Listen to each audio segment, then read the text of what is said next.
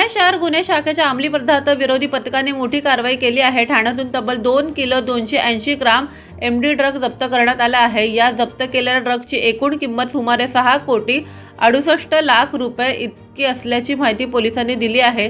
ही कारवाई गायमुख घोडबंदर रोड परिसरात घडली असून एक आरोपी ताब्यात घेण्यात आला आहे।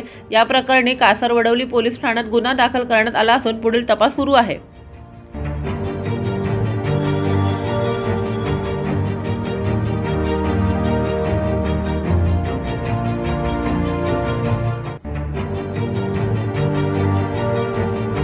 गुन्हे शाखेच्या अंमली पदार्थ विरोधी पथकाचे पोलीस हवालदार अमोल देसाई आणि गुन्हे शाखेच्या खंडणी विरोधी पथकाचे पोलीस हवालदार आशिष ठाकूर यांना माहिती मिळाली होती की काही इसम हे ठाण्यामध्ये हिरोईन हा अंमली पदार्थ विक्रीसाठी येणार आहेत। त्या अनुषंगाने अंमली पदार्थ विरोधी पथकाचे पोलीस निरीक्षक जनार्दन सोनवणे आणि त्यांची टीम तसेच खंडणी विरोधी पथकाचे पोलीस निरीक्षक शैलेश साळवी आणि त्यांच्या टीमने एसीपी घोरपडे आणि एसीपी दौंडकर यांच्या मार्गदर्शनामध्ये सापळा कारवाई आयोजित केली।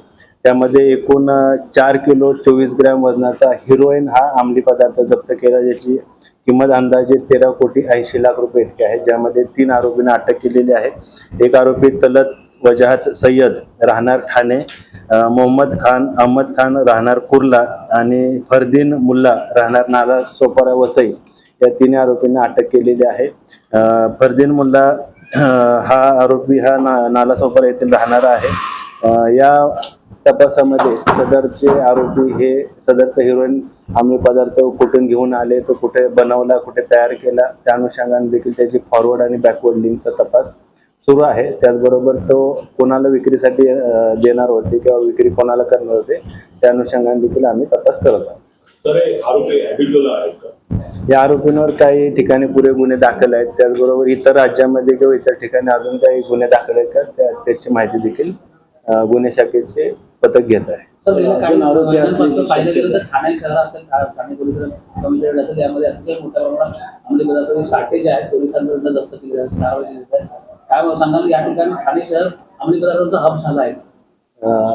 माननीय पोलीस आयुक्त साहेबांच्या आदेशान्वये ठाणे शहर किंवा ठाणे आयुक्तालय परिसरामध्ये ज्या ज्या ठिकाणी अंमली पदार्थाची विक्री अथवा सेवन किंवा साठा अशा प्रकारची कोणतीही माहिती मिळाल्यानंतर त्या अनुषंगाने गुन्हे शाखेचे पथक असतील किंवा स्थानिक पोलीस स्टेशनचे पथक असतील त्यांनी वेळोवेळी प्रभावी आणि अशी चांगली उल्लेखनीय कामगिरी त्या अनुषंगाने केलेली आहे। त्याचबरोबर मागील वर्षामध्ये जवळपास 4 इतर राज्यांमध्ये जाऊन लिंकेजच्या आधारे किंवा बॅकवर्ड लिंकच्या आधारे 4 इतर राज्यांमध्ये जाऊन एमडी बनवणारे किंवा ड्रग्ज बनवणाऱ्या फॅक्टरीवर देखील कारवाई ठाणे पोलिसांनी केलेली आहे।